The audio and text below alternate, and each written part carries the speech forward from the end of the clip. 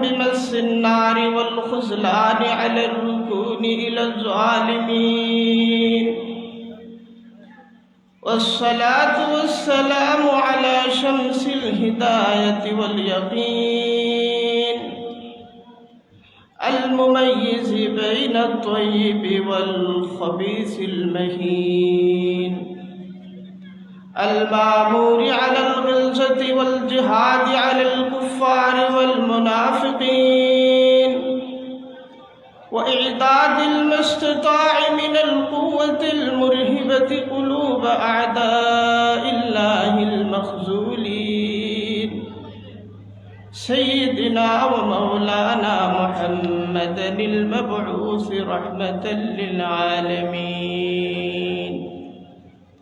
صلى الله على سيدنا ومولانا محمد وعلى آله وأصحابه وسلم صلى الله على سيدنا ومولانا محمد وعلى آله وأصحابه وسلم صلى الله على سيدنا ومولانا محمد وعلى آله وأصحابه وسلم اللهم أرنا الحق حقا وارزقنا اتباعه وأرنا الباطل باطلا وارزقنا اجتنابه اللهم وفقنا جميعا لما تحب وترضى واجعل آخرتنا خيرا من الأولى اللهم آمين সম্মানিত হাজিরিন, আমাদেরকে আলোচনা করার জন্য একটা বিষয় দেওয়া হয়েছে, সেটা হচ্ছে নবী করিম সাল্লাল্লাহু আলাইহি ওয়াসাল্লাম কিভাবে সমাজ গঠন করেছিলেন। বিষয়টা অত্যন্ত জরুরি আমাদের সামাজিক জীবনের পুনর্গঠনের জন্য, আমাদের সমাজ সংস্কারের জন্য এবং আমাদের বৃহত্তর জীবনে শান্তি, কল্যাণ এবং ন্যায় প্রতিষ্ঠার জন্য আমাদের সামনে একটা রোল মডেল থাকা দরকার, একটা দৃষ্টান্ত থাকা দরকার, একটা নমুনা থাকা দরকার। সারা দুনিয়ার সকল জাতি মানুষকে শান্তিপূর্ণ একটা সমাজ উপহার দিতে চায়, ন্যায় ভিত্তিক একটা সমাজ উপহার দিতে চায়, প্রত্যেকেই এটা চায়, প্রত্যেকেই এই প্রতিশ্রুতি দেয় যে আমরা এটা উপহার দেব। ইহুদিরা, খ্রিস্টানরা, হিন্দুরা, বৌদ্ধরা সবার মনীষীদের মুখে কথা একটাই, কিন্তু সমস্যা হলো তাদের মুখে কথা আছে কিন্তু কার মডেলে আদর্শ সমাজ উপহার দেবে এই মডেলের কোনো নমুনা বিদ্যমান নাই। একমাত্র ইসলাম মানুষকে শান্তিপূর্ণ একটা সমাজের কথা বলে, আবার শান্তিপূর্ণ সমাজের মডেলের কথা বলে। সেই মডেল হলো মক্কার মধ্যে যে সমাজ তৈরি হয়েছিল, মদিনার মধ্যে যে সমাজ তৈরি হয়েছিল। কে তৈরি করেছিলেন? মুহাম্মদুর রাসূলুল্লাহ সাল্লাল্লাহু আলাইহি ওয়াসাল্লাম। দেখেন, নবী পাক সাল্লাল্লাহু আলাইহি ওয়াসাল্লাম যে সমাজের মধ্যে এসেছিলেন, যে সময়ে এসেছিলেন, এই সময়ের অবস্থাটা কেমন ছিল? কোরআনের মধ্যে আল্লাহ তাআলা জানাচ্ছেন, ওয়াযকুরু নি'মাতাল্লাহি আলাইকুম ইয কুনতুম আ'দাআ ফাআল্লাফা বাইনা কুলুবিকুম ফাআসবাহতুম বিনি'মাতিহি ইখওয়ানা وكنتم على شفا حفرة من النار فأنقذكم منها। আল্লাহ তাআলা মদিনার মুসলমানদেরকে স্মরণ করিয়ে দিচ্ছেন যে হে মদিনার মানুষ, হে মক্কার মানুষ, হে আরবের মানুষ, তোমরা স্মরণ করো আল্লাহ তাআলার ওই নিয়ামতের কথা। ইয কুনতুম আ'দা, যখন তোমরা পরস্পরের দুশমন ছিলে।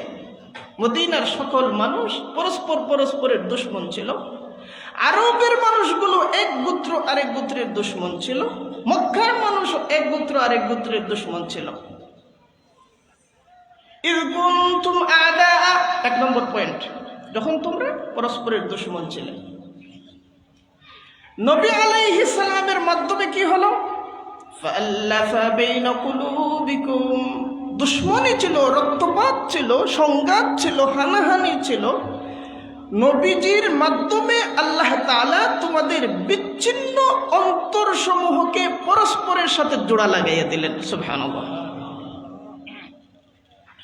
আপনি সামাজিক সংঘাত নিরসন করতে চান, রাজনৈতিক সংঘাত নিরসন করতে চান,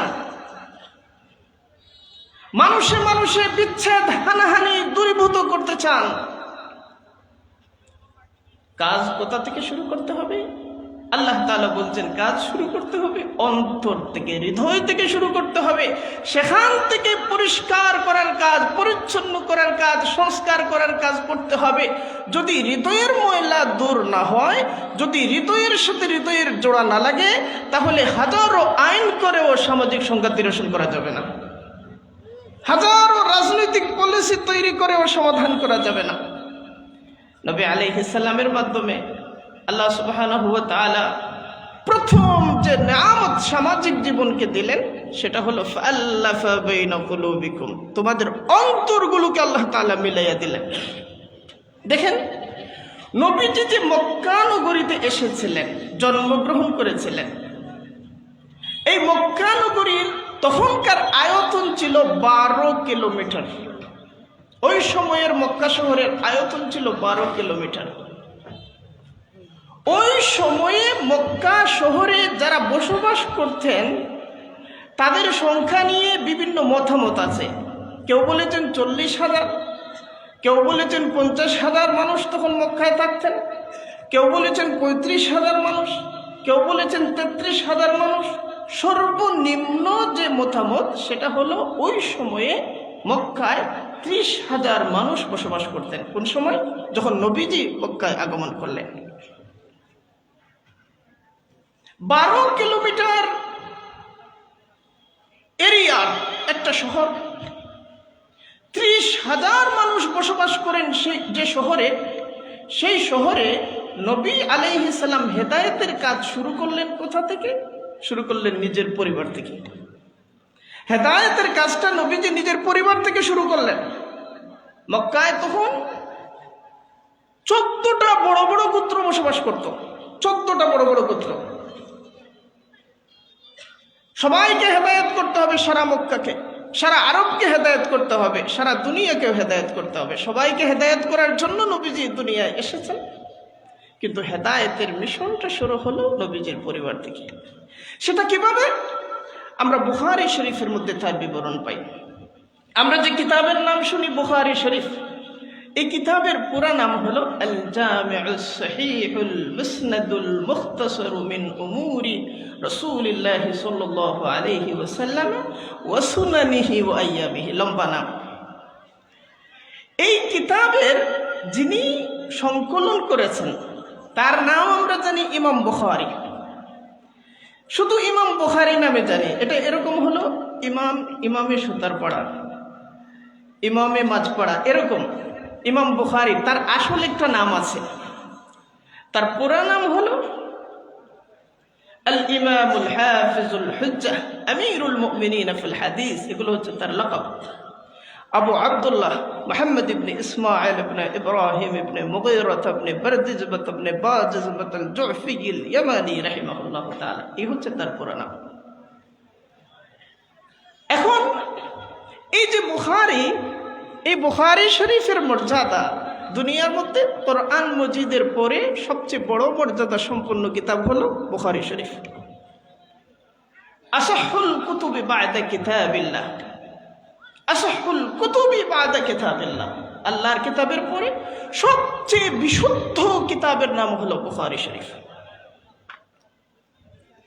এই বুখারী শরীফের প্রথম যে অধ্যায়, এই অধ্যায়ের নাম হলো কিতাবু বাদইল ওয়াহি, অর্থাৎ কিভাবে ওয়াহিটার সূচনা হলো, ওয়াহিটা কিভাবে শুরু হলো।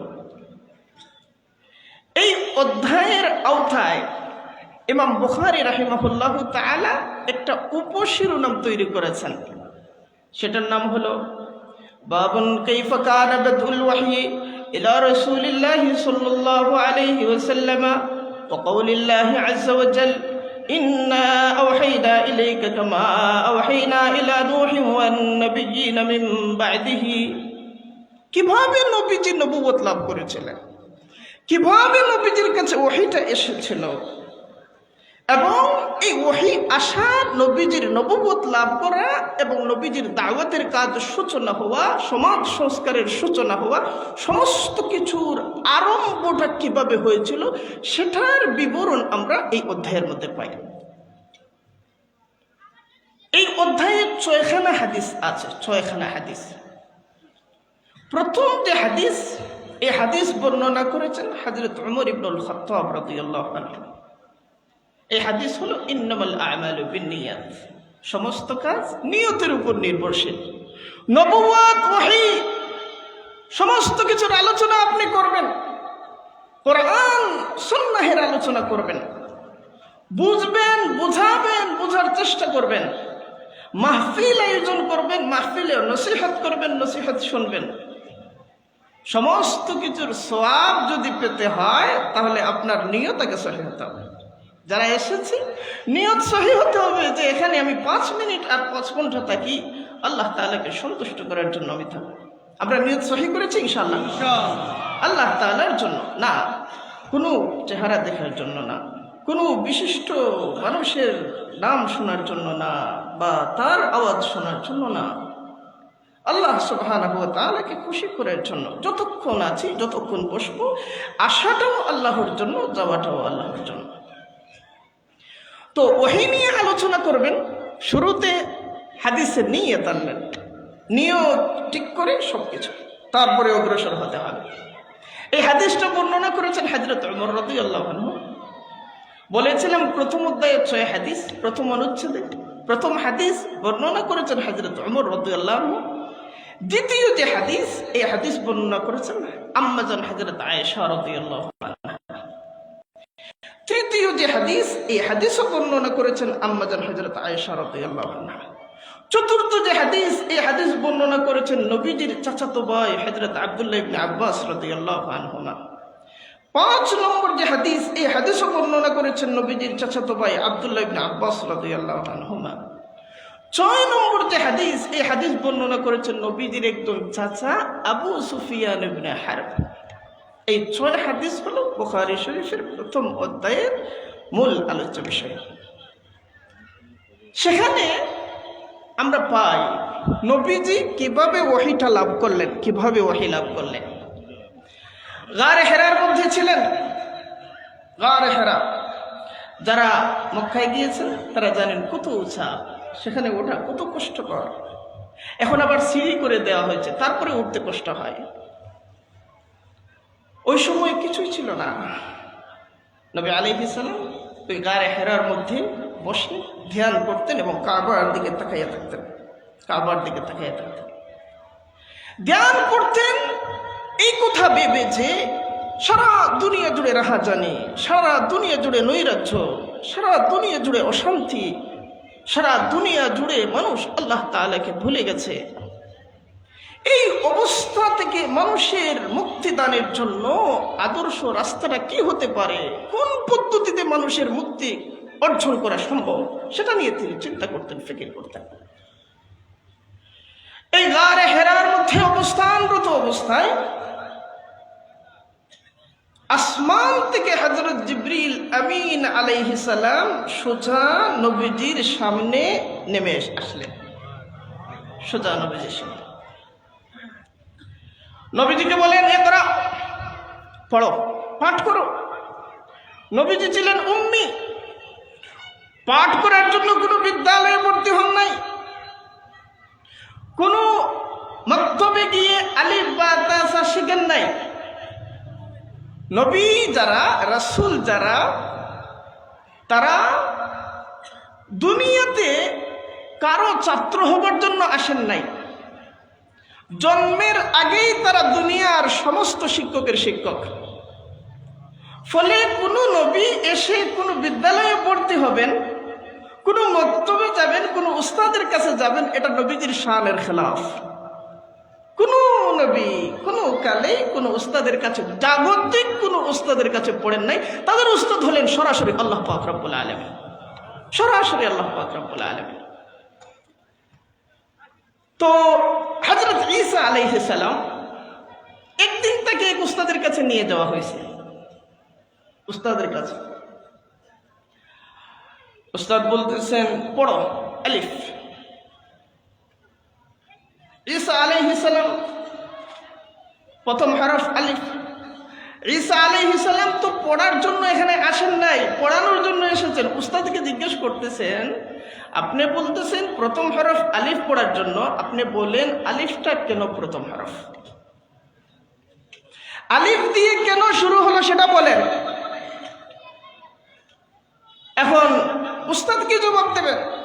হযরত ঈসা আলাইহিস সালাম বালক, তিনি সেই নবী, মায়ের কোলে থাকা অবস্থায়, মায়ের কোলে থাকা অবস্থায় যখন দুগ্ধ পান করছেন, কোনো বাচ্চার যখন মুখ ফুটে না, মাত্র 1 মাসের সন্তান, ওই সময় আল্লাহ তাআলা তার জবানে আল্লাহ তাআলার কালাম ফুটাইয়া দিয়েছেন। তিনি বলেছেন, কালা ইন্নী আবদুল্লাহ আতানিয়াল কিতাবা ওয়া জাআলানি নাবিয়্যা ওয়া জাআলানি মুবারাকান আইনামা কুনতু ওয়া আওসানি বিস-সালাতি ওয়াজ-যাকাতি মা দুমতু হাইয়্যা। হযরত ঈসা আলাইহিস সালাম মাত্র বয়স 1 মাস, 1 মাসও হয় নাই। বাবা ছাড়া জন্মগ্রহণ করেছেন, বাবা ছাড়া। আল্লাহ চাইলে বাবা ছাড়াও জন্ম দিতে পারেন শুধু মা দিয়ে, আবার চাইলে মা বাবা ছাড়াও জন্ম দিতে পারেন। হযরত হাওয়া আলাইহিস সালাম মা বাবা ছাড়া জন্ম দিয়েছেন। আল্লাহ তাআলা কুদরত দেখানোর জন্য হযরত ঈসা আলাইহিস সালামকে বাবা ছাড়া জন্ম দিয়েছেন। হযরত মারইয়াম আলাইহিস সালাম ঈসাকে নিয়ে এসেছেন। এখন লোকেরা বলে, আরে তোমার বিয়ে হলো না, সন্তান কই পাইলা, সন্তান কোত্থেকে আসলো? জবাব দাও। হযরত মারইয়াম আলাইহিস সালাম কি জবাব দেবেন? গায়েব থেকে আল্লাহর তরফ থেকে আওয়াজ এসেছে, মারইয়াম তোমার কোলের মধ্যে যে সন্তান, ওই সন্তানের দিকে ইশারা করো, আল্লাহর পক্ষ থেকে তাদের সকল প্রশ্নের জবাব ওই সন্তান দিয়ে দেবে। সুবহানাল্লাহ। হযরত ঈসা আলাইহিস সালাম মায়ের কোলে, হাজার হাজার মানুষ, হযরত মারইয়াম আলাইহিস সালামের উপর তাদের আপত্তি। তাদের সমস্ত প্রশ্নের জবাব দেওয়ার জন্য হযরত মারইয়াম আলাইহিস সালাম ঈসা আলাইহিস সালামের দিকে ইশারা করেছেন। ঈসা আলাইহিস সালাম বলেন, ক্বালা ইন্নী আবদুল্লাহ। হে এলাকার মানুষ, হে নাজরাতের মানুষ, নাজরাত ওই জায়গাটা হলো ফিলিস্তিনে, সিরিয়া এবং ফিলিস্তিনের সীমান্তবর্তী এলাকা, বেতলহামের নাজরাত, সেখানে এই ঘটনা ঘটেছে। হে নাজরাতের মানুষ, তোমরা আমার পরিচয় সম্পর্কে জানতে চাচ্ছ, আমার পিতাকে। ইন্নী আবদুল্লাহ, আমি তো সরাসরি আল্লাহ সুবহানাহু ওয়া তাআলার পক্ষ থেকে প্রেরিত গোলাম। আতানিয়াল কিতাবা ওয়া জাআলানি নাবিয়্যা, আমি যে পৃথিবীতে জন্মগ্রহণ করলাম, আমি শুধুমাত্র একজন সাধারণ মানব সন্তান হিসেবে জন্মগ্রহণ করি নাই, বরং আল্লাহ সুবহানাহু ওয়া তাআলার পক্ষ থেকে কিতাব সহকারে আমি প্রেরিত হয়েছি। এবং আমি যে জন্মগ্রহণ করেছি, জন্মের আগ থেকে ওয়া জাআলানি নাবিয়্যা, আল্লাহ সুবহানাহু ওয়া তাআলা শ্রেষ্ঠ নবীদের তালিকার মধ্যে আমার নাম মোহরাঙ্কিত করে দিয়েছেন। আমি নবী হিসেবে এখানে এসেছি। বাচ্চা 1 মাসও হয় নাই। ওয়াজআলানি মুবারাকান আইনামা কুনতু, আর আল্লাহ তাআলা আমাকে বরকতময় করে দিয়েছেন। আমি যেখানে থাকবো চারপাশে বরকত ছড়াইয়া পড়বে। আমি যদি নদীতে যাই নদীতে বরকত ছড়াইয়া পড়বে। আমি যদি মরুভূমিতে যাই মরুভূমিতে বরকত ছড়াইয়া পড়বে। আমি যদি সাধারণ রাস্তাঘাটে হাঁটাচলা করি তাহলে যে বাতাস আমার শরীর স্পর্শ করে চতুর্দিকে ছড়াইয়া পড়বে, ওই বাতাসও যেখানে যাবে বরকত নিয়ে চলে যাবে। ওয়াজআলানি মুবারাকান আইনামা কুনতু। হযরত ঈসা আলাইহিস সালাম। নবীরা কারো কাছ থেকে শিখেন না, তারা জন্মগ্রহণ করার পর থেকেই শিক্ষক। নবী আলাইহিস সালাম মুহাম্মদুর রাসূলুল্লাহ সাল্লাল্লাহু আলাইহি ওয়াসাল্লাম যখন হযরত হালিমাতুস সাদিয়া রাদিয়াল্লাহু আনহার দুগ্ধ পান করবেন, নবীজির দুগ্ধমান নাম হলো হালিমাতুস সাদিয়া। যখন হালিমাতুস সাদিয়ার দুগ্ধ পান করবেন তখন নবীজির আরেকজন দুধভাই ছিল, ওই দুধভাইয়ের নাম ছিল আব্দুল্লাহ। নবীজি যখন দুগ্ধ পান করতেন তখন তার দুধ মাতার মাত্র একটা স্তন থেকে দুধ পান করতেন, আরেকটা স্তন তার দুধ ভাইয়ের জন্য রেখে দিতেন, আরেকটা স্তন দুধ ভাইয়ের জন্য রেখে দিতেন। কে শিখাইতো? কে শিখাবে? কে বলবে যে আরেক দুধ ভাই আছে? নবীরা জন্মের আগ থেকে শিখে আসে। এখন মক্কার মধ্যে নবী আলাইহিস সালামের কাছে জিবরিল আমিন এসেছেন, এসে বলতেছেন পড়েন। নবীজি কি পড়বেন? নবীজি বলছেন মা আনা বিকারিন, আমি তো পড়ুয়া নই, আমি কোনো বিদ্যালয়ে পড়াশোনা করি নাই। ঘটনা সংক্ষেপে বলি, এই ঘটনা আমাদের আলোচ্য বিষয়ের উদ্দেশ্য না, আলোচ্য বিষয়ে যাবার জন্য এই ঘটনা বলা হচ্ছে।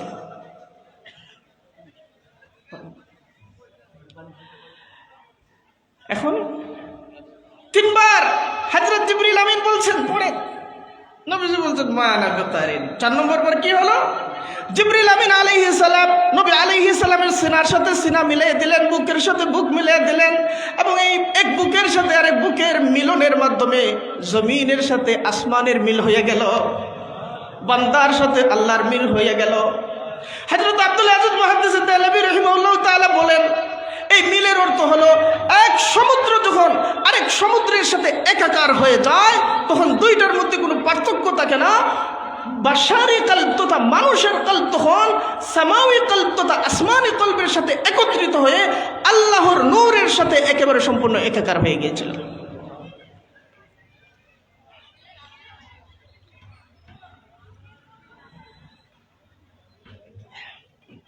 এবার নবী আলাইহিস সালাম পাঠ করলেন প্রথম সূরা আলাক, আলাকের 5 আয়াত প্রথম নাজিল হয়েছিল। সূরা আলাকের 5 আয়াত। اقرأ باسم ربك الذي خلق خلق الإنسان من علق اقرأ وربك الأكرم الذي علم بالقلم علم الإنسان ما لم يعلم। সূরা আলাকের 5 আয়াত নাজিল হয়েছে। এখন এই 5 আয়াত নাজিল হয়েছে, জিবরিল আমিনের সাথে সাক্ষাৎ হয়েছে। জিবরিল আমিন এত শক্তিশালী, 400 ডানা, শুধু এক ডানা যদি ছড়াইয়া দেন তাহলে দুনিয়া এবং আসমানের মধ্যবর্তী সমস্ত জায়গা ঢেকে যাবে। এত শক্তিশালী জিবরিল আমিনের সাথে সাক্ষাৎ হয়েছে। নবী আলাইহিস সালামের সারা শরীর কাঁপতেছে, প্রকম্পিত অবস্থায় নবীজি নিজের ঘরে চলে এসেছেন। হযরত খাদিজাতুল কুবরা, নবীজির স্ত্রী, প্রথম স্ত্রী খাদিজাতুল কুবরার কাছে বলতেছেন আমাকে চাদর দিয়ে ডাকো, আমার শরীর কাঁপতেছে, আমাকে চাদর দিয়ে ডাকো। খাদিজাতুল কুবরা চাদর দিয়ে ডাকলেন। তারপরে নবীজি বললেন লাকাদ খাশিতু আলা নাফসি, আমি নিজের নফস নিয়ে, নিজের জান নিয়ে আমি ভীত সন্ত্রস্ত। আমার উপর কোন দায়িত্ব দেওয়া হয়েছে এই দায়িত্ব পালন করতে পারবো কিনা এই ভয় নবীজির অন্তরে ঢুকে গেল। এই প্রথমবার নবীজি এই ওহীর ঘটনা জানালেন। কাকে জানালেন? কাকে জানালেন? নিজের ঘরে এসে নিজের স্ত্রীকে জানালেন। খাদিজাতুল কুবরা যখন শুনলেন, বিস্তারিত যখন শুনলেন, খাদিজাতুল কুবরা কি বললেন? কাল্লা ওয়াল্লাহি লা ইউযিকাল্লাহু আবাদা ইন্নাকা লাতাসিলুর রাহিমা ওয়া তাহমিলুল কাল্লা ওয়া তাকসিবুল মা'দুমা ওয়া তাকরিজ যায়ফা ওয়া তুঈনু আলা নওয়াইবিল হাক্কি। প্রথমবার নবুয়তের বার্তা নবীজি নবুয়ত লাভ করেছেন, এই বার্তা প্রথমবার জানালেন নিজের স্ত্রীকে। আর নবীজি যে নবী, তিনি যে আসলেই নবী, এর সত্যায়ন করলেন প্রথমবার নিজের স্ত্রী খাদিজাতুল কুবরা। কি বললেন? কাল্লা ওয়াল্লাহি লা ইউখজিকাল্লাহু আবাদা। এটা হচ্ছে বুখারী শরীফের 3 নম্বর হাদিস। 3 নম্বর হাদিসের মধ্যে আম্মা জান আয়েশা রাদিয়াল্লাহু আনহা আমাদেরকে এটা জানাচ্ছেন। খাদিজা বলতেছেন, আপনার চিন্তা করার কোনো কারণ নাই। আপনার কাছে যিনি এসেছেন তিনি আল্লাহর রাসূল, তিনি আল্লাহর পক্ষ থেকে প্রেরিত ফেরেশতা ছাড়া আর কোনো কিছু হওয়ার কোনো সম্ভাবনা নাই। আপনার কাছে যে বার্তা এসেছে এই বার্তা হেদায়েত ছাড়া আর কোনো কিছু হওয়ার কোনো আশঙ্কা নাই। আপনার কাছে যিনি প্রেরণ করেছেন তিনি স্বয়ং আল্লাহ রাব্বুল ইজ্জত ওয়াল জালাল ছাড়া আর কেউ হওয়ার কোনো আশঙ্কা নাই। যা এসেছে সব আল্লাহর পক্ষ থেকে এসেছে। আর আল্লাহ তাআলা তো আপনাকে কখনো বেইজ্জত করবেন না, কখনো ব্যর্থ করবেন না, কখনো হতাশ করবেন না। কারণ কি? ইন্নাকা লাতাসিলুর রাহিমা, আপনি আত্মীয়তার সম্পর্ক রক্ষা করেন। ওয়া তাহমিলুল কাল্লা, যে সমস্ত বোঝা মানুষ উঠাইতে পারে না, যাদের জিন্দেগি যাদের কাছে বোঝা হয়ে গেছে, তাদের জিন্দেগির সমস্ত বোঝা আপনি নিজের কাঁধে বহন করে তাদের আশ্রয়স্থল হয়ে যান।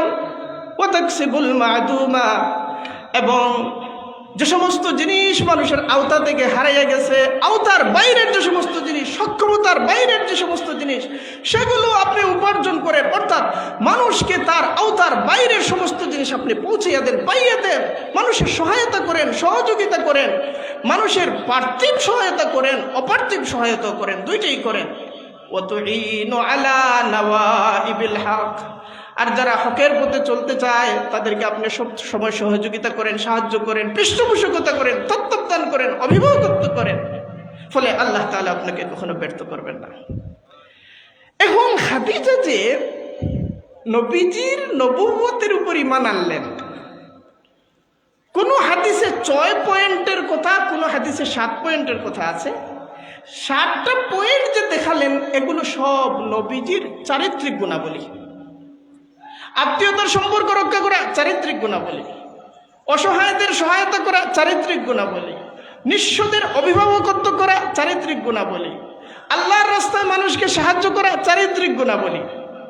দেখেন নবীজির চারিত্রিক গুণাবলী এত উঁচু মাপের ছিল, এত উঁচু মাপের ছিল। এগুলো দেখতেছেন খাদিজা রাদিয়াল্লাহু আনহা 15 বছর ধরে। খাদিজা রাদিয়াল্লাহু আনহার সাথে নবীজির বিয়ে হয়েছে যখন নবীজির বয়স 25 বছর। 25 বছর বিয়ের পর থেকে 40 বছর পর্যন্ত প্রতিটি দিন, প্রতিটি রাত, প্রতিটি ঘন্টা, প্রতিটি মিনিট নবীজির জীবনকে খাদিজা রাদিয়াল্লাহু আনহা কাছ থেকে দেখে দেখে তার অন্তরে নবী হওয়ার আগেই এই ঈমান মজবুত হয়ে গেছে যে তিনি আল্লাহর নবী ছাড়া কিছু হইতে পারে না। যেই মাত্র শুনেছেন আসমান থেকে বানিয়ে এসেছে, শোনার সাথে সাথে কবুল করে নিয়েছেন। সাথে সাথে কি দিয়ে, কি দেখে? দৃশ্যমান গুণাবলী দেখে, দৃশ্যমান গুণাবলী। ফলে যারা দিনের দাঈ যারা হবেন,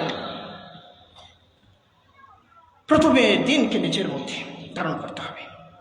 প্রথমে দিনকে নিজের মধ্যে।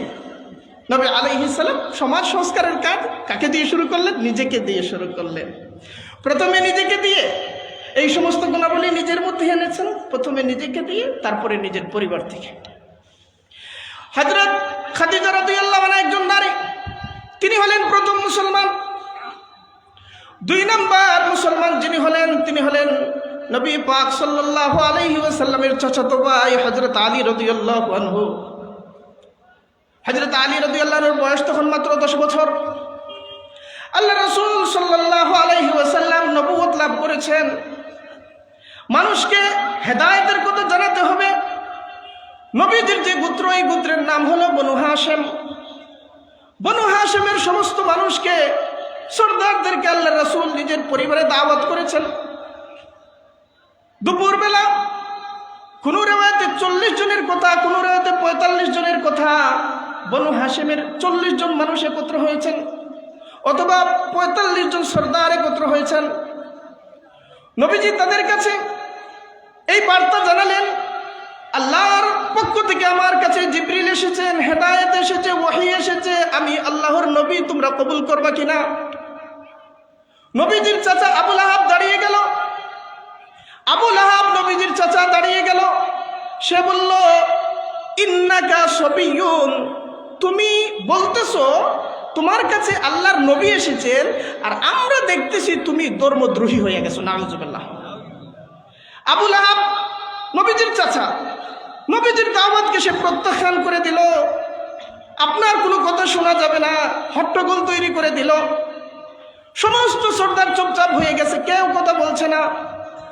মজলিসের এক কোণে মাত্র 10 বছর বয়সের একটা বালক দাঁড়িয়ে আছে, বসে আছে। সে, তার চোখের মধ্যে অসুখ। হযরত আলী রাদিয়াল্লাহু আনহুর চোখের মধ্যে অসুখ ছিল, চোখ থেকে পানি পড়ত। তার চোখের মধ্যে অসুখ, চোখ থেকে পানি পড়ে। সারা মক্কার সমস্ত সর্দাররা নবীজির হেদায়েতকে প্রত্যাখ্যান করে দিয়েছে, কেউ সাড়া দিচ্ছে না। হযরত আলী রাদিয়াল্লাহু আনহু দাঁড়িয়ে গেলেন, বললেন, এই সমস্ত সর্দার সবাই আমার আত্মীয় স্বজন, সবাইকে আমি চিনি, আপনাকেও আমি আরো ভালোভাবে চিনি। আপনার কাছে আল্লাহর পক্ষ থেকে যদি কোনো বাণী এসে থাকে, তাহলে সেটা আল্লাহর পক্ষ থেকে এসেছে, আমি কবুল করে নিলাম। সবাই হাসি মুখে তাকাচ্ছে বিদ্রুপের দৃষ্টিতে। আরে তিনি সর্দারদেরকে ডাকলেন, কোন সর্দার এটা গ্রহণ করে নাই। গ্রহণ করলে একটা মাত্র বাচ্চা, এই বাচ্চা দিয়ে কি হবে? হযরত আলী রাদিয়াল্লাহু আনহু তখন ওই সিদ্ধান্ত নিয়ে নিয়েছেন, আমি বাচ্চা হতে পারি, আমার বয়স 10 বছর হতে পারে, কিন্তু আল্লাহ তাআলা আমার অন্তরের মধ্যে যদি ঈমানের দৌলত দান করে দেন, তাহলে মক্কার সমস্ত সর্দারের চেয়ে আমার মূল্য বেশি হয়ে যাবে। প্রথম দিন ঈমান চলে এসেছে, মাত্র 10 বছর। প্রথম ঈমান আনলেন নবীজির স্ত্রী হযরত খাদিজা। নারীদেরকে অবহেলা করবেন না, প্রথম মুসলমান নারী খাদিজাতুল কুবরা। খাদিজাতুল কুবরা ঈমান এনেছেন। তারপরে নবীজির চাচাতো ভাই হযরত আলী রাদিয়াল্লাহু আনহু ঈমান এনেছেন। তারপরে 3 নম্বর মুসলমানকে হযরত যায়েদ ইবনে হারিসা রাদিয়াল্লাহু আনহু। যায়েদ ইবনে হারিসা রাদিয়াল্লাহু আনহু তিনি ছিলেন অত্যন্ত ধনী একটা পরিবারের সন্তান। তার বাবা অনেক বড় ধনী ছিলেন, তার দাদা অনেক বড় ধনী ছিলেন। একদিন তিনি মা বাবার সাথে সফরে রওনা হয়েছেন। মা বাবা এক এলাকা থেকে আরেক এলাকায় যাবেন। রাস্তায় একদল ডাকাত কাফেলার উপর হামলা করে বাচ্চাটাকে ছিনাইয়া নিয়ে গেছে। ছিনাইয়া নিয়ে মক্কার বাজারে বিক্রি করে দিছে। ওই বাচ্চাটাকে ক্রয় করেছিলেন হযরত খাদিজাতুল কুবরা রাদিয়াল্লাহু আনহা নবীজির সাথে বিবাহের আগে। যখন নবীজির সাথে বিবাহ হয়ে গেল, খাদিজাতুল কুবরা রাদিয়াল্লাহু আনহা নিজের পক্ষ থেকে হাদিয়া হিসেবে নিজের গোলাম হযরত যায়েদ ইবনে হারিসা রাদিয়াল্লাহু আনহুকে নবীজির খাদিম হিসেবে পেশ করে দিলেন। হযরত যায়েদ ইবনে হারিসা রাদিয়াল্লাহু আনহু নবীজির খাদেম। মাত্র 2 জন মুসলমান হয়েছেন। 1 নম্বর খাদিজা রাদিয়াল্লাহু আনহা, 2 নম্বর হযরত আলী। হযরত আলী মুসলমান হয়েছেন। যায়েদ ইবনে হারিসা রাদিয়াল্লাহু আনহু এখন বলেন, আমি হেদায়েত ওহী এত কিছু বুঝি না, আমি বুঝি মুহাম্মদ ইবনে আব্দুল্লাহ, যিনি আমার মুনিব। প্রত্যেক মুনিব তার চাকরের উপরে জুলুম করে, তিনি এমন মুনিব জীবনে আমার উপর কোনো জুলুম করেন নাই। তিনি এমন মুনিব যিনি জীবনে কখনো আমার দিকে রাগী চেহারায় তাকান নাই। তিনি এমন মুনিব যিনি জীবনে কখনো আমাকে ধমক পর্যন্ত দেন নাই। সব সময় নিজের সন্তানের মতো আমাকে মহব্বত করেছেন। তার চরিত্র এত মহান, এই মহান চরিত্র যার, তিনি আল্লাহর নবী ছাড়া কিছু হতে পারেন না। যায়েদ ইবনে হারিসা রাদিয়াল্লাহু আনহু মুসলমান হয়ে গেছে। শুরু হয়েছে কোত্থেকে? পরিবার। 3 জন পাওয়া গেছে। 1 নম্বর খাদিজা, 2 নম্বর হযরত আলী, 3 নম্বর যায়েদ ইবনে হারিসা রাদিয়াল্লাহু আনহু। এবার নবীজির কন্যাদের কাছে খবর চলে গেছে। নবীজির ছিলেন 4 কন্যা। 1 নম্বর কন্যার নাম হলো হযরত যায়নাব রাদিয়াল্লাহু আনহা। 2 নম্বর কন্যার নাম হচ্ছে হযরত রুকাইয়া রাদিয়াল্লাহু আনহা। 3 নম্বর কন্যার নাম হচ্ছে হযরত উম্মে কুলসুম রাদিয়াল্লাহু আনহা। 4 নম্বর কন্যার নাম হযরত মা ফাতেমা রাদিয়াল্লাহু আনহা। এই 4 কন্যার মধ্যে নবুয়তের আগেই 3 জনকে আল্লাহর রাসূল বিয়ে দিয়ে দিয়েছেন। তিনজনকে। সবচেয়ে বড় যিনি হযরত জায়নাব, তাকে যার কাছে বিয়ে দিয়েছেন স্বামীর নাম হলো আবুল আস। আবুল আস হলেন হযরত খাদিজাতুল কুবরার আত্মীয়। আবুল আসের স্ত্রী হযরত জায়নাব। 2 নম্বর কন্যা হযরত উম্মে কুলসুমকে বিয়ে দিয়েছেন যার কাছে, তার নাম হলো উতবা। কার পুত্র? আবু লাহাবের পুত্র। উম্মে কুলসুমকে বিয়ে দিয়েছেন আবু লাহাবের পুত্র উতবার কাছে, নবুয়তের আগে। 3 নম্বর কন্যা হযরত রুকাইয়া, তাকে বিয়ে দিয়েছেন উতাইবার কাছে। একজনের নাম উতবা, আরেকজনের নাম উতাইবা। উতাইবাও আবু লাহাবের পুত্র। তখন শরীয়ত আসে নাই, শরীয়ত তখনও আসে নাই, নবুয়ত আসার আগের ঘটনা। 4 কন্যার মধ্যে 3 জন বিবাহিতা। 2 জন নবীজির প্রধান দুশমন আবু লাহাবের ঘরে। কন্যারা যখন শুনেছেন তাদের বাবার কাছে আল্লাহর পক্ষ থেকে নবুয়ত এসেছে, হেদায়েত এসেছে, ওহী এসেছে, ঘরে আসার আর দরকার মনে করেন নাই, খবর নেওয়ারও দরকার মনে করেন নাই। যে যে পরিবারে আছে সেই পরিবারে অবস্থান করে ঘোষণা করে দিয়েছেন লা ইলাহা ইল্লাল্লাহু মুহাম্মাদুর রাসূলুল্লাহ। যে যেখানে আছে। নবীজির 4 নম্বর কন্যা হযরত ফাতিমা রাদিয়াল্লাহু আনহা, ছোট্ট ঘরের মধ্যে।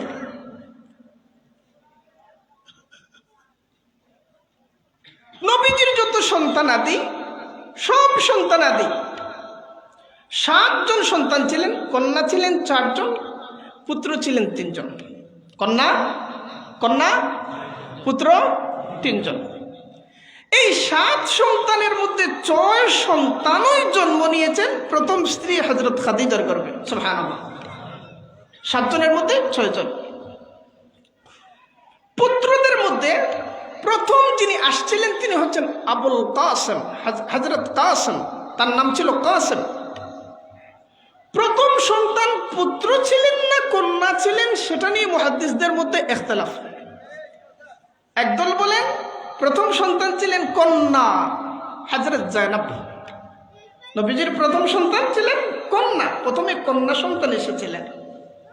বেশিরভাগ বলেন না, প্রথমে পুত্র সন্তান এসেছিলেন, আর এই পুত্র সন্তানের নাম হলো কাসেম। এই কারণে নবীজিকে আবুল কাসেম বলা হতো, কাসেমের বাবা। দেখবেন অনেকের অমুকের বাবা, অমুকের বাবা, ওই সন্তানের নামেই নাম পড়ে, যে সন্তানটা প্রথম সন্তান নাম পড়ে যায়। তো নবীজিকে আবুল কাসেম বলা হতো, কাসেমের বাবা। নবীজির 7 সন্তানের মধ্যে প্রথম সন্তান হযরত কাসেম, পুত্র। মাত্র 18 মাস বয়স হওয়ার পরে দুনিয়া থেকে বিদায় হয়ে গেছে, ইন্তেকাল। আবুল কাসেমের পরে আসলেন হযরত জায়নাব। জয়নবের পরে আল্লাহ তাআলা তৃতীয় যে সন্তান দিলেন তিনিও ছিলেন একজন পুত্র। তার নাম ছিল আব্দুল্লাহ। নবীজির বাবারও নাম আব্দুল্লাহ, সন্তানের নামও আব্দুল্লাহ। এটা কোনো সমস্যা না, আমাদের গ্রামগঞ্জে এটা সমস্যা না। দাদার নামে নাম রাখা যাবে না, পরদাদার নামে নাম রাখা যাবে না, এগুলো। বাবার নাম আব্দুল্লাহ, সন্তানের নাম আব্দুল্লাহ। 3 নম্বর সন্তান হযরত আব্দুল্লাহ। তার ইন্তেকাল হলো নবুয়ত লাভের পরে। নবীজি যখন নবী হয়ে গেছেন, বয়স মাত্র 15 মাস, ইন্তেকাল হয়ে গেছে, দুনিয়া থেকে বিদায় হয়ে গেছে।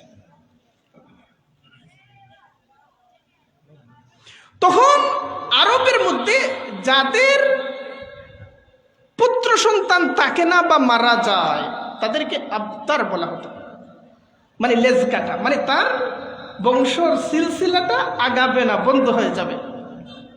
তখন কাফেররা নবীজিকে আবতার বলে বিদ্রুপ করা শুরু করে দিল, যে নবীজি এই মোহাম্মদ নিয়ে চিন্তার কারণ নাই, তার তো পুত্র সন্তান নাই, পুত্র সন্তান হলেই মারা যায়, ফলে তার বংশ সিলসিলা আগাবে না, ফলে তাকে নিয়ে এত চিন্তার দরকার নাই। তখন আল্লাহ তাআলা নবীজিকে সান্ত্বনা দেওয়ার জন্য সূরা কাউসার নাজিল করলেন, ইন্না আতাইনাকাল কাউসার ফাসাল্লি লিরাব্বিকা ওয়ানহার ইন্না শানিআকা হুয়াল আবতার। কাউসারের অনেক অর্থ, একটা মাত্র অর্থ বলি, সেটা হলো ইয়া রাসূলুল্লাহ, আমি আপনাকে কাউসার দান করেছি। কাউসারের অর্থ হলো আপনাকে প্রচুর পরিমাণে উম্মত দান করেছি। এত উম্মত দান করেছি, দুনিয়ার কোনো গ্রাম নাই, কোনো এলাকা নাই, কোনো দেশ নাই, কোনো অঞ্চল নাই যেখানে আপনার উম্মত নাই। সমস্ত জায়গায় আপনার উম্মত আছে, আর যেখানে আপনার উম্মত আছে সেখানে আপনার রুহানি আওলাদ বিদ্যমান আছে। তারা বলেছিল আপনার লেজ কাটা আওলাদ নাই। এখন নবীজির 2 পুত্র সন্তান, শুরুর দিকে 2জনই মারা গেলেন। আরেকজন সন্তান, 7 নম্বর সন্তান, তার নাম ছিল ইব্রাহিম। ইব্রাহিম জন্ম নিয়েছিলেন যার গর্ভে, তার নাম হলো মারিয়া কিবতিয়া। তিনি নবীজির বান্দি ছিলেন, ইব্রাহিমও 2 বছর বয়স হওয়ার আগে তিনিও দুনিয়া থেকে ইন্তেকাল করলেন। তাহলে থাকলেন শুধু কন্যারা। এই কন্যাদের মধ্যে হযরত জয়নবের বংশ অগ্রসর হয় নাই, হযরত রুকাইয়ার বংশ অগ্রসর হয় নাই, হযরত উম্মে কুলসুমের বংশ অগ্রসর হয় নাই। নাতি পুতির পর্যায়ে গিয়ে আর সন্তানাতি আসে নাই, বংশর সিলসিলা বন্ধ হয়ে গেছে। হযরত ফাতেমা রাদিয়াল্লাহু আনহার মাধ্যমে নবীজির বংশধারা দুনিয়া জুড়ে ছড়াইয়া পড়ল। এখনো দুনিয়ার প্রত্যেক এলাকার মধ্যে নবীজির সরাসরি রক্ত সূত্রের সম্পর্কিত সৈয়দদেরকে পাওয়া যায়। আল্লাহ তাআলা বরকত দিয়েছেন। তাহলে সন্তানরা তো বালেগ হওয়ার বয়সেই পান নাই, ঈমান আনবেন কিভাবে? কন্যারা বয়স পাইছিলেন, সমস্ত কন্যা মুসলমান হয়ে গেলেন। তাহলে দেখেন, আমি শুরুতেই বলেছি 12 কিলোমিটার এরিয়ার মক্কা, 30,000 মানুষ, সেখানে দ্বীনের দাওয়াত মক্কা শহরের যে কোনো কোণা থেকে শুরু করা যেত, সমাজ সংস্কারের কাজ যে কোনো প্রান্ত থেকে শুরু করা যেত, যে কোনো মানুষকে ডেকে হেদায়েতের কাজ শুরু করা যেত। নবীজি শুরুটা করলেন কোত্থেকে বলেন? কোত্থেকে? পরিবার থেকে শুরু করলেন। এবার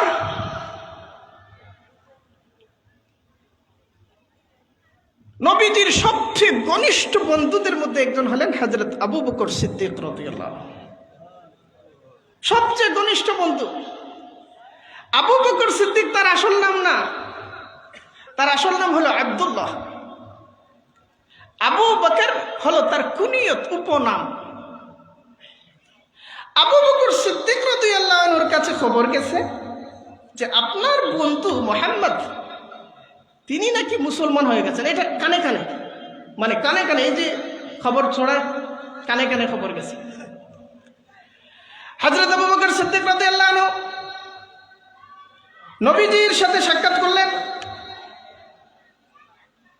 যে সংবাদ শুনেছেন সেই সংবাদের সত্যতা জানার জন্য, নিশ্চিত হবার জন্য নবী করিম সাল্লাল্লাহু আলাইহি ওয়াসাল্লাম বললেন, আল্লাহ তাআলার পক্ষ থেকে আমার কাছে ওহী এসেছে। আমার কাছে জিবরিল আমিন আলাইহিস সালাম দুনিয়ার সমস্ত মানুষের নাজাতের জন্য বার্তা নিয়ে এসেছেন। সমস্ত দুনিয়ার মানুষের নাজাত একটা ঘোষণার উপর নির্ভরশীল। নাজাত পেতে হলে তাকে ঘোষণা করতে হবে লা ইলাহা ইল্লাল্লাহু মুহাম্মাদুর রাসূলুল্লাহ। আবু বকর মাত্র শুনেছেন, কোনো যুক্তিতর্ক নাই, কোনো প্রশ্ন নাই, কোনো জিজ্ঞাসা নাই, কোনো আপত্তি নাই। যেই মাত্র নবীজির জবান থেকে এটা শুনেছেন, আবু বকরের বিশ্বাস হয়ে গেছে এই নবীজির জবান থেকে সত্য ছাড়া কোনোদিন মিথ্যা হতে পারে না, উচ্চারিত হতে পারে না। ফলে তিনি যে কালিমার কথা বলেছেন এই কালিমা সত্য, তিনি কালিমা ঘোষণা করে মুসলমান হয়ে গেছেন। প্রথমে পরিবার, তারপরে নিজের সবচেয়ে ঘনিষ্ঠ বন্ধু বান্ধব।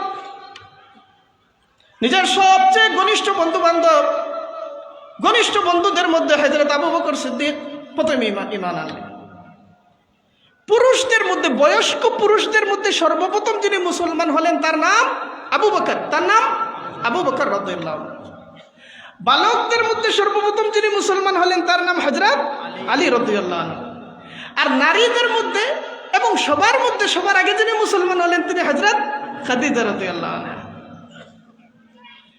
হযরত আবু বকর সিদ্দিক রাদিয়াল্লাহু আনহু ঈমানের স্বাদ পেয়ে গেছেন। নবীজির সুহবত সান্নিধ্য একবার পাওয়ার সাথে সাথেই যিনি পাইছেন সর্বোচ্চ মর্যাদার আল্লাহর ওলি হয়ে গেছে সাথে সাথে সাথে সাথে। হযরত আবু বকর সিদ্দিক রাদিয়াল্লাহু আনহু ঈমানের স্বাদ পেয়ে গেছেন। পরের দিন থেকে শুরু করে দিয়েছেন দিনের প্রচার। নিজের ঘর থেকে বের হয়েছেন, ঘর থেকে বের হয়ে এখান থেকে ধরেন বাজার পর্যন্ত গেছেন। দেখেন আরেকজন মক্কার সর্দার আসতেছেন, ধনী মানুষ আসতেছেন, তিনি হলেন হযরত উসমান ইবনে আফফান রাদিয়াল্লাহু আনহু। সাক্ষাৎ হয়েছে। সাক্ষাৎ হওয়ার পরে ওসমান, কয়েকদিন পরে তোমার সাথে সাক্ষাৎ, শোনো নাজাতের বার্তা এসে গেছে, দুনিয়া আখিরাতের কল্যাণের জন্য যে বার্তা দরকার সেই বার্তা পেয়ে গেছি। ওসমান ইবনে আফফান বলেন, কি সেই বার্তা?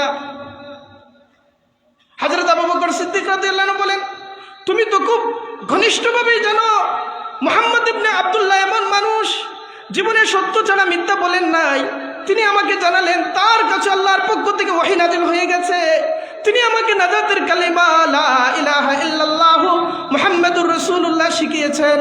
যদি এই কালিমা ঘোষণা করি, যদি মুসলমান হয়ে যায়, দুনিয়ায় নাজাত হয়ে যাবে, আখিরাতে নাজাত হয়ে যাবে। তুমি কি তাকে সত্যায়ন করো, তিনি সত্যবাদী কিনা, এটা তুমি বিশ্বাস করো কিনা? হযরত উসমান ইবনে আফফান রাদিয়াল্লাহু আনহু, দেখেন এটা সাধারণ কথা না, ধর্ম পরিবর্তন সাধারণ কথা না, এটা ভাষা পরিবর্তন না, আত্মীয়তার সম্পর্ক স্থাপন না। ধর্ম পরিবর্তন করলে সারা মক্কা বিরুদ্ধে চলে যাবে। এত বড় একটা বিষয় হযরত আবু বকর উসমান ইবনে আফফান রাদিয়াল্লাহু আনহুকে বলেছেন। উসমান ইবনে আফফান বলেন, সত্যিই কি মুহাম্মদ ইবনে আব্দুল্লাহ এটা বলেছেন? আবু বকর বলেন, হ্যাঁ মুহাম্মদ বলেছেন। মুহাম্মদুর রাসূলুল্লাহ যদি বলে থাকেন তাহলে তিনি সত্যি সত্যি আল্লাহর রাসূল। উসমান ইবনে আফফান মুসলমান হয়ে গেলেন। আরেকটু সামনে গিয়ে পাইছেন মক্কার আরেক সর্দার। উসমান ইবনে আফফান অনেক বড় ধনী, হযরত আবু বকর সিদ্দিক অনেক বড় ধনী। আরেকটু সামনে আগে গিয়ে পাইছেন আরেক সর্দার, তার নাম হযরত জুবায়ের রাদিয়াল্লাহু আনহু। জুবায়ের রাদিয়াল্লাহু আনহুর কাছেও দাওয়াত দিয়েছেন, তিনিও ঈমান কবুল করে নিলেন। আরেকটু সামনে গিয়ে পাইছেন হযরত তালহা ইবনে উবাইদুল্লাহ রাদিয়াল্লাহু আনহু, তাকে দাওয়াত দিয়েছেন, তিনিও মুমিন হয়ে গেলেন। আরেকটু সামনে গিয়ে পাইছেন হযরত আব্দুর রহমান ইবনে আউফ রাদিয়াল্লাহু আনহু, তাকেও দাওয়াত দিয়েছেন, তিনিও দাওয়াত কবুল করে মুমিন হয়ে গেলেন। দাওয়াত কবুল করেই মুমিন। যদি মুহাম্মদ ইবনে আব্দুল্লাহ বলে থাকেন তাহলে সত্য, তাহলে এটা মেনে নিলাম, কোনো আপত্তি নেই। সবার একই বক্তব্য। তাদের কেউ আসমান থেকে ওহীর অবতরণ দেখেন নাই। আসমান থেকে জিবরিল আমিন মুহাম্মদ ইবনে আব্দুল্লাহর কাছে এসেছেন এটাও কেউ দেখেন নাই। তারা কি দেখেছেন? তারা দেখেছেন মক্কার মধ্যে চলাফেরা করেন মুহাম্মদ ইবনে আব্দুল্লাহ, এমন মানুষ তিনি সব সময় সত্যবাদী, সব সময় সঠিক পথের প্রতীক, সব সময় সততার উপর চলেন। এত বেশি আস্থা, এত বেশি মানুষের বিশ্বাস, মানুষের শ্রদ্ধা তার মধ্যে প্রত্যেকের অন্তরে তৈরি হয়েছে যে মুহাম্মদুর রাসূলুল্লাহর ব্যক্তিত্বটাই হয়ে গেছে তার নবুয়তের দলিল। ব্যক্তিত্বটাই নবুয়তের দলিল হয়ে গেছে। হযরত আবু বকর প্রথম দিন তার পাঁচ বন্ধুর সাথে সাক্ষাৎ, 5 বন্ধুকে এই দিনের দাওয়াত দিয়েছেন, 5 জন ওই দিনের দাওয়াত কবুল করে নিয়েছেন। দ্বিতীয় দিন আবার বের হয়েছেন। দেখেন পেরেশানি বদলে গেছে। আগে বের হইতেন কোন কাফেলা আসে, কোন কাফেলা বাণিজ্য কাফেলা আসে, কম দামে তাদের থেকে পণ্য কিনে বেশি দামে বিক্রি করব। আগে বের হইতেন এই সমস্ত নিয়ে। আগে বের হইতেন দোকানের উন্নতির জন্য, আগে বের হইতেন কোনো একটা সামাজিক মিটিংয়ে অংশগ্রহণের জন্য। এখন ব্যস্ততা বদলে গেছে। বের হওয়া ঠিক আছে, রাস্তা দিয়ে হাঁটাও ঠিক আছে, বন্ধুদের সাথে কথাবার্তাও ঠিক আছে, বিষয়বস্তু বদলে গেছে। আগে বিষয়বস্তু ছিল দুনিয়া, এখন বিষয়বস্তু হয়ে গেছে দিন। বিষয়বস্তু বদলে গেছে। আজ প্রথমবার সাক্ষাৎ হলো হযরত জুবায়ের ইবনে আওয়াম রাদিয়াল্লাহু আনহুর সাথে। বয়স কম, 14 বছর বয়স জুবায়ের ইবনে আওয়াম রাদিয়াল্লাহু। হযরত আবু বকর সিদ্দিক রাদিয়াল্লাহু আনহু তাকে বুঝান আমরা যে অশান্তির মধ্যে আছি,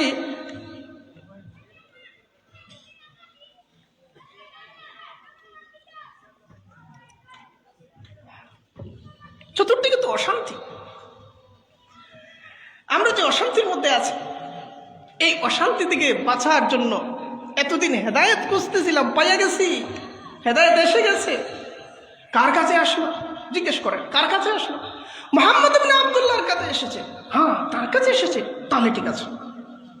জুবাইর ইবনে আওয়াম দাওয়াত দিয়েছেন, তিনি মুমিন, মুসলমান হয়ে গেলেন। আরেকটু অগ্রসর হয়ে আব্দুর রহমান রাদিয়াল্লাহু আনহু দাওয়াত পেয়ে মুসলমান।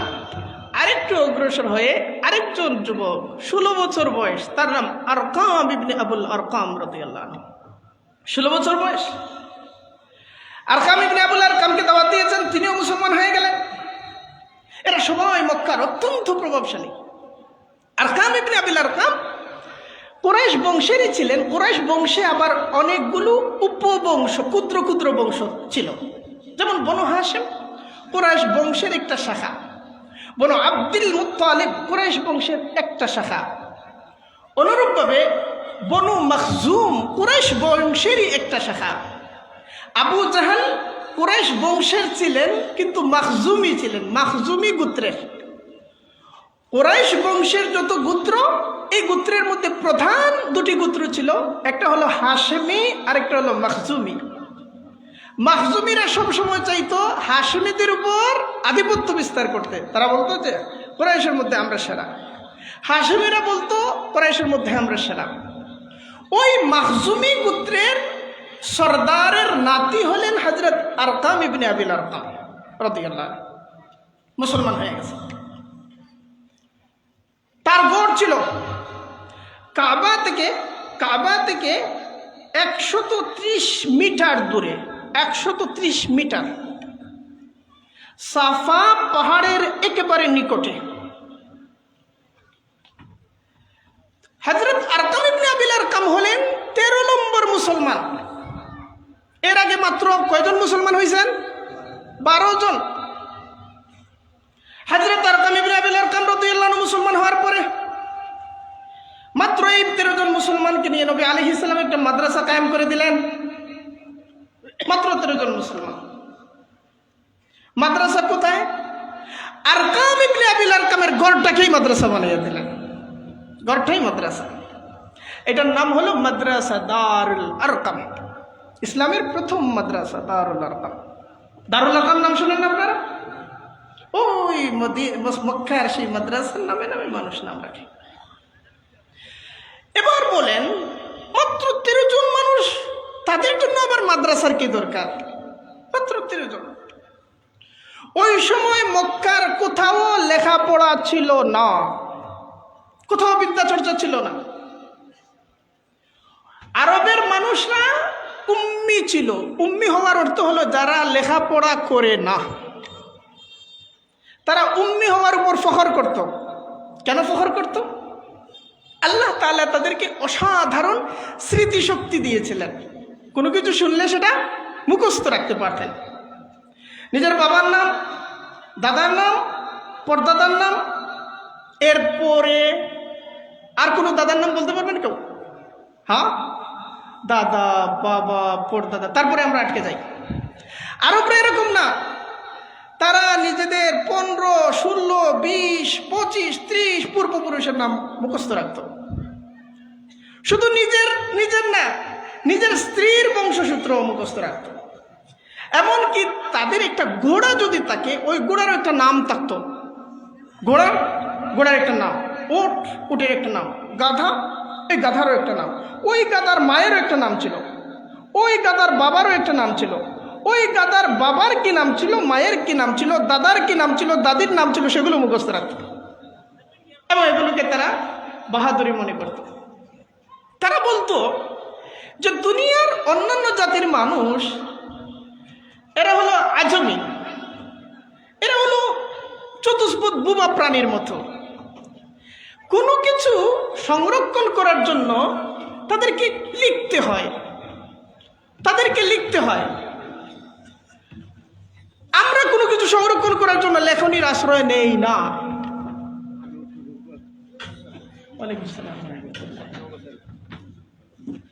তাহলে তো শেষ করে দিতে হবে।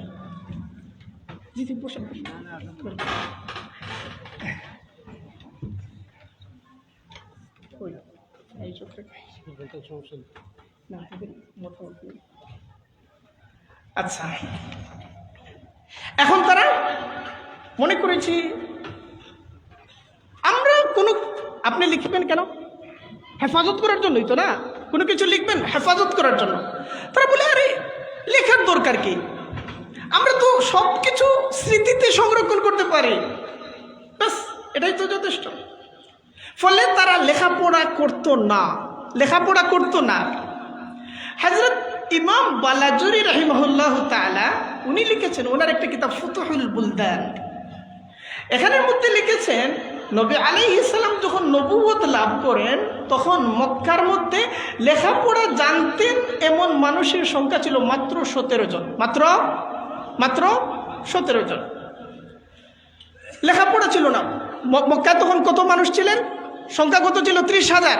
30,000 মানুষের মধ্যে লেখাপড়া জানতেন মাত্র 17 জন বালাজুরি, মানে লেখাপড়া ছিলই না। এদিকে মুসলমান হয়েছেন মাত্র 13 জন। এই 13 জন মুসলমান হওয়ার 13তম মুসলমান হলেন হযরত আরকাম ইবনে আবিল আরকাম মাখজুমি রাদিয়াল্লাহু আনহু। মাত্র 13 জন মুসলমান, এদের নিয়েই নবী আলাইহিস সালাম মাদ্রাসা কায়েম করে দিলেন। হযরত আরকাম ইবনে আবিল আরকামের ঘরকে মাদ্রাসা বানিয়ে দিলেন দারুল আরকাম। এর থেকে এই শিক্ষা আমরা লাভ করি, যেখানে ইসলাম যায় সেখানে সাথে করে শিক্ষা নিয়ে যায়। কি নিয়ে যায়? যেখানে ঈমান যায় সাথে করে কি নিয়ে যায়? শিক্ষা নিয়ে যায়। দাওয়াত শুরু হয়ে গেছে। 13 জন মুসলমান হয়েছেন, মাত্র 13 জন মুসলমান হয়েছেন, দাওয়াতের সাথে সাথে তালিম শুরু হয়ে গেছে। তালিম যদি না থাকে এই দাওয়াত কার্যকর হবে না। দাওয়াতের সাথে সাথে তালিম শুরু হয়ে গেছে। হযরত আরকাম ইবনে আবিল আরকাম রাদিয়াল্লাহু আনহুর ঘর বাইতুল্লাহ থেকে মাত্র 130 মিটার দূরে। সেখানে সাহাবায়ে কেরাম চুপি চুপি গোপনে সেখানে গিয়ে একত্রিত হন। 3 বছর ধরে ধারাবাহিকভাবে দিনের দাওয়াত হয়েছে। 3 বছরের দাওয়াতে সর্বোচ্চ মুসলমানদের সংখ্যা হলো মাত্র 200 জন, মাত্র 200 জন। শেখ চলে এসেছেন, তিনি আমাদের সিলেট বিভাগের একজন ফখর, অনেক বড় আলেম, অনেক বড়। আল্লাহ তাআলা অনেক ইলম দান করেছেন এবং এই বয়সে তিনি জাতীয় পর্যায়ে নেতৃত্ব দিচ্ছেন। সবাই বলে আলহামদুলিল্লাহ। জাতীয় পর্যায়ে নেতৃত্ব দিচ্ছেন, ইলমের ক্ষেত্রেও বড়, কাজের ক্ষেত্রেও বড়। এবং আল্লাহ তাআলা বাংলাদেশে একটা জামায়াত আছে, ইমাম মাশায়েখ আইম্মা পরিষদ। এখানে উলামা মাশায়েখ আইম্মা পরিষদ, এই পরিষদের দায়িত্বশীল যারা হন প্রত্যেকেই বয়স্ক, কিন্তু সারা বাংলাদেশের এই পরিষদের মহাসচিব তিনি হচ্ছেন হযরত মাওলানা মুফতি রেজাউল করিম আবরার হাফিজাহুল্লাহ তাআলা। তো আল্লাহ তাআলা তার হায়াতের মধ্যে বরকত দান করুন, ইলমের মধ্যে বরকত দান করুন এবং তার মাধ্যমে আমরা যেন আরো বেশি উপকৃত হতে পারি সেই তৌফিক দান করুন। এখন আমি যে আলোচনা শুরু করেছি, 10 মিনিট সময় নেই? হ্যাঁ, মানে শেষ করে দিলে ভালো, তাই তো? আচ্ছা, 10 মিনিট সময় নেই। এখন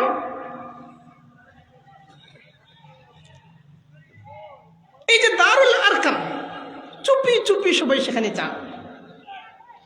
ছোট্ট একটা ঘর, এটা মাদ্রাসা হয়ে গেছে। শুধু মাদ্রাসা না, ইসলামের প্রতিরক্ষার দুর্গ হয়ে গেছে, ইসলামের রাজনৈতিক কার্যক্রমের কেন্দ্র, সামাজিক সংস্কার কার্যক্রমের কেন্দ্র, আধ্যাত্মিক কার্যক্রমের কেন্দ্র, সামরিক প্রস্তুতির জন্য দক্ষ জনবল তৈরির কেন্দ্র, সমস্ত কিছুর কেন্দ্র হয়ে গেছে হযরত আরকাম ইবনে আবিল আরকামের ঘর। সেখানে প্রত্যেক মুসলমানরা সেখানে যান, নবীজির কাছ থেকে তালিম লাভ করেন, আবার তাজকিয়াও লাভ করেন। শুধু তালিম দিয়ে হবে না, আত্মশুদ্ধিও লাগবে। হযরত হামজা রাদিয়াল্লাহু আনহু মুসলমান হয়ে গেলেন। হামজা রাদিয়াল্লাহু আনহু ছিলেন মক্কার অনেক বড় একজন বীর বাহাদুর, অনেক বড় একজন সর্দার ছিলেন। নবী আলাইহিস সালামের চাচাও ছিলেন, দুধভাইও ছিলেন।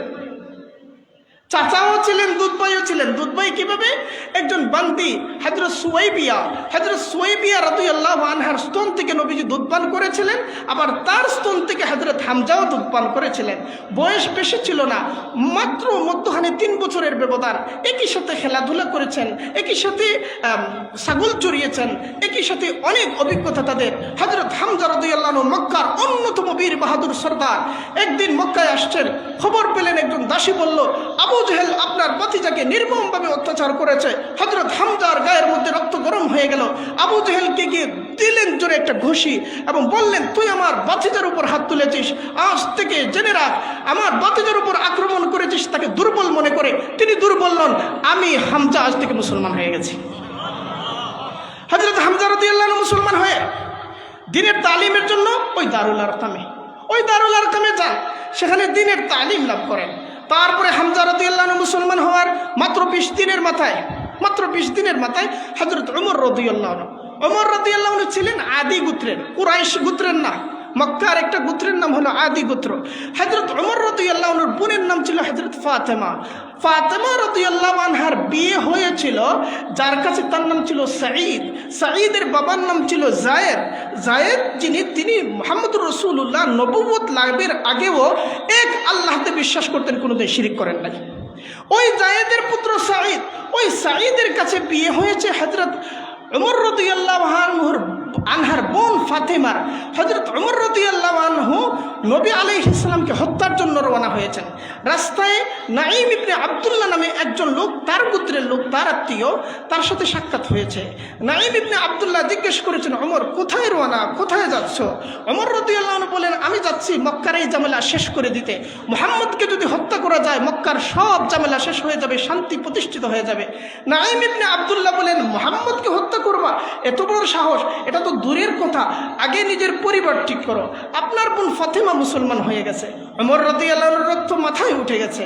ওমর রাদিয়াল্লাহু আনহু রওনা হয়ে গেছেন বোনের ঘরে রওনা হয়ে ঘরের পাশে গিয়ে শোনেন, সেখান থেকে ঘুনঘুন আওয়াজ আসতেছে, তাহা মা আনজালনা আলাইকাল কুরআন লিতাশকা ইল্লা তাযকিরাতাল লিমান ইয়াখশা তানজিলাম মিম্মান খালাকাল আরদা ওয়াস সামাওয়াতিল উলা আর রহমানু আলাল আরশি ইসতাওয়া লাহু মা ফিস সামাওয়াতি ওয়া মা ফিল আরদি ওয়া মা বাইনাহুমা ওয়া মা তাহতাস সারা ওয়া ইন তাজহার বিল কওলি ফাইন্নাহু ইয়ালামু সিররা ওয়া আখফা। হযরত ওমর রাদিয়াল্লাহু আনহুর কানে কানে শব্দগুলো ঢুকতেছে, সাথে সাথে বল্লমের মতো করে ঈমান ঢুকতেছে তার অন্তরের মধ্যে। ওমর রাদিয়াল্লাহু আনহু ঘরে ঢুকেছেন উত্তেজনার সাথে। ঘরে ঢুকে বলতেছেন, ফাতেমা তোমরা কি পড়ছিলে? ফাতেমা রাদিয়াল্লাহু আনহুর স্বামী হযরত সাঈদ বলতেছেন, না আমরা কিছু পড়ছিলাম না। সাঈদকে তিনি আক্রমণ শুরু করে দিয়েছেন। হযরত ফাতেমা দৌড়াইয়া আসছেন, দৌড়াইয়া এসে বলতেছেন, আমার ভাই, তুমি আমার স্বামীকে আক্রমণ করেছো। শোনো, আমরা মুসলমান হয়ে গেছি, আমরা যা পড়তেছিলাম সেটা আসমান থেকে নাযিল হওয়া আল্লাহর কালাম। হযরত ওমর রাদিয়াল্লাহু আনহু বোনকে আক্রমণ করেছেন, বোন রক্তাক্ত হয়ে গেছেন, আহত হয়েছেন। বোন বলতেছেন, তুমি তোমার গায়ের জোরে আমাকে আক্রমণ করেছো, তোমার গায়ে শক্তি আছে, ইচ্ছা করলে আরো আক্রমণ করতে পারো, মেরে ফেলতে পারো, কিন্তু যে ঈমান অন্তরে ঢুকেছে সেই ঈমানকে বের করা তোমার পক্ষে সম্ভব না। হযরত ওমর রাদিয়াল্লাহু আনহুর অন্তরে এবার ভয় সৃষ্টি হয়ে গেছে। ওমর রাদিয়াল্লাহু আনহু বলেন, তোমরা কি পড়ছিলে সেটা আমাকে দেখাও। ফাতেমা রাদিয়াল্লাহু আনহা বলেন, না, তোমাকে দেখানো যাবে না, তুমি এখনো মুমিন হতে পারো নাই, তোমার অন্তর এখন নাপাক, তুমি নাপাক রয়ে গেছো। নাপাকের সাথে আল্লাহর কালাম একত্রিত হতে পারে না, আগে তুমি গোসল করে চলে আসো, পবিত্র হয়ে আসো। হযরত ওমর রাদিয়াল্লাহু আনহু গোসল করে এসেছেন। আসার পরে যখন তেলাওয়াত করেছেন আল্লাহ সুবহানাহু ওয়া তাআলার কালাম, কেউ বলেন সেটা ছিল হামিম সাজদা, কেউ বলেন সেটা ছিল সূরা তাহা। আল্লাহর কালাম যখন তেলাওয়াত করেছেন তখন তিনি বলেন, কত উত্তম কালাম, এই কালাম কোনো মানুষের হইতে পারে না, এই কালাম একমাত্র আসমান থেকে নাজিল হইতে পারে। হযরত ওমর রাদিয়াল্লাহু আনহু বলেন, চলো মুহাম্মদুর রাসূলুল্লাহর কাছে যাই, তার কাছে গিয়ে ঈমান আনয়ন করি। ওমর রাদিয়াল্লাহু আনহুকে সাথে নিয়ে তার বোন এবং তার ভগ্নিপতি রওনা হয়ে গেছেন। কোথায় গেলেন? নবীজিকে কোথায় পেলেন? ওই মাদ্রাসার মধ্যে, দারুল আরকামের মধ্যে। সেখানে গিয়েছেন হযরত ওমর রাদিয়াল্লাহু আনহু, দরজার মধ্যে গিয়ে নক করেছেন। সবাই ভীত সন্ত্রস্ত হয়ে গেছেন। সবাই ভীত সন্ত্রস্ত, ওমর এসেছে, কি না কি গোঠাইয়ে ফেলে। ওখানে হামজা রাদিয়াল্লাহু আনহু ছিলেন। হামজা রাদিয়াল্লাহু আনহু বলেন, ওমর যদি খারাপ নিয়ত নিয়ে এসে থাকে তাহলে ওমরের হাতেও তরবারি, আমার তরবারিও কম শক্ত না, ওমরকে এখানেই শেষ করে দেব। আর যদি নেক নিয়তে আসে তাহলে তাকে আমরা বরণ করে নেব। দরজা খুলে দেওয়া হয়েছে। নবীজি বলেন, ওমর রাদিয়াল্লাহু আনহু বুকের মধ্যে নবীজির পবিত্র হাত দিয়ে মেরেছেন আস্তে করে একটা থাপ্পড়। নবীজির এই আস্তে থাপ্পড়ের মধ্য দিয়ে ওমর রাদিয়াল্লাহু আনহুর কলবের ভিতরে ঈমান ঢুকে পড়েছে। ওমর রাদিয়াল্লাহু আনহু নবীজি বলেন, কোন উদ্দেশ্যে এসেছো উমর? ওমর রাদিয়াল্লাহু আনহু বলেন, আমি ইসলাম গ্রহণের জন্য এসেছি, তরবারি নিয়ে বের হয়েছিলাম আপনাকে কতল করার জন্য, এখন এসেছি আপনার পায়ের তলে নিজের জিন্দেগি কুরবান করার জন্য। কোথায়? দারুল আরকামের মধ্যে নবী আলাইহিস সালাম কিভাবে সমাজ সংস্কার করলেন। আমরা তো মদিনায় যাব, মক্কার মধ্যে আছি, মক্কা না বুঝলে তো মদিনা বোঝা যাবে না। এখন মক্কার মধ্যে সেটা কিভাবে শুরু হলো সেটা বলা গেল। 13 বছর সামনে, মদিনার মধ্যে আরো 10 বছর। এটা এক রাতের আলাপ না, এক বছরের আলাপ না, এটা এক জিন্দিগির আলাপ। যেহেতু এটা শেষই করা যাবে না, তাহলে এখানেই শেষ করে দেই। ওয়া আখিরু দাওয়ানা আনিল হামদুলিল্লাহি রাব্বিল আলামিন। আমরা যা আলোচনা করলাম তার উপর যদি আমল করতে চাই তাহলে সবার আগে নিজেকে সাজাতে হবে এবং নিজের ঘরকে, কাকে সাজাতে হবে? নিজের ঘরকে, নিজের পরিবার পরিজনকে সাজাতে হবে। সেখান থেকেই শুরু করেন। আপনি রাষ্ট্র বদলাইয়া দেবেন, সমাজ বদলাইয়া দেবেন, আমেরিকা বদলাইয়া দেবেন, ইসরায়েল ভেঙে ফেলবেন, এগুলো দূরের বিষয়। আপনাকে আল্লাহ তাআলা যে দায়িত্ব দিয়েছেন, নিজের জিন্দগি, নিজের পরিবার, নিজের পরিজন, তাদের পেছনে মেহনত করেন। আল্লাহ সুবহানাহু ওয়া তাআলা আমাদের সবাইকে তৌফিক দান করুন। ওয়া আখিরু দাওয়ানা আনিল হামদুলিল্লাহি রাব্বিল আলামিন। আসসালামু আলাইকুম ওয়া রাহমাতুল্লাহি ওয়া বারাকাতুহু।